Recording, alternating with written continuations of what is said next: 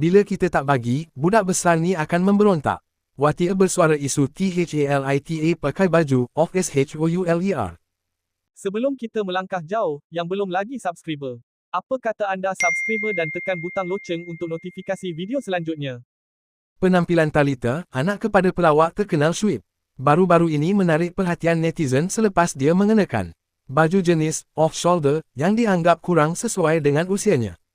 Ramai yang mengecam dan mempersoalkan keputusan ibu tirinya, Watia Hanafiah, kerana membenarkan Talita berpakaian begitu. Namun, Watia tampil menjelaskan bahawa dia cuba memahami fasa remaja yang sedang dilalui oleh Talita. Contoh, bila Mommy tak bagi Daddy pun tegur. Dia akan cakap, Mommy dulu pun seksi juga. Ibu pun seksi. Dia teringin nak pakai. Masa hari tu, ramai je family semua tegur. Tapi Daddy dia ada satu perangai yang Mommy kena ambil iktibar. Daddy dia tegur, Mommy next time I tak nak tahu doktor pakai baju macam tu. Bila kita tak bagi, budak sebesar ini akan memberontak. Bukan kita tak boleh nasihat, kita dah nasihat. Apabila dikecam, Talita diakui belajar sesuatu dan berhati-hati dalam membuat sesuatu selepas ini. Dalam masa yang sama, Watia turut menjawab kritikan netizen yang mendakwa dia bertudung kerana Shuib.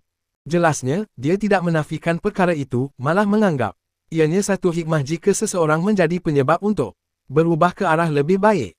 Sementara itu, Talita sendiri mengakui bahawa untuk bertudung, seseorang perlu betul-betul ikhlas dan bukan disebabkan paksaan.